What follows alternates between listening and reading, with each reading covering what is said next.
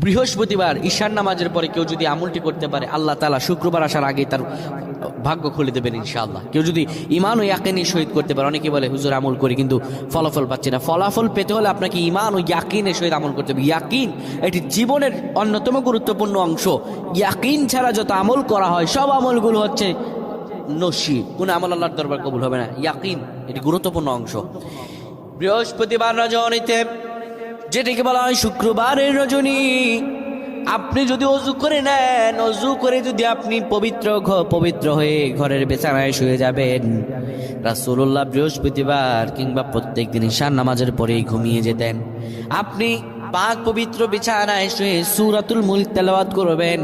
সূরাতুল মুলক তেলাওয়াত করার পরে এরপরে আপনি 7 বার পড়বেন আল্লাহুম্মা গফিরলি ওয়ারহামনি, আল্লাহুম্মা গফিরলি ওয়ারহামনি। এই পরে দুটি হাতের মধ্যে ফু দিয়ে চেহারায় লাগা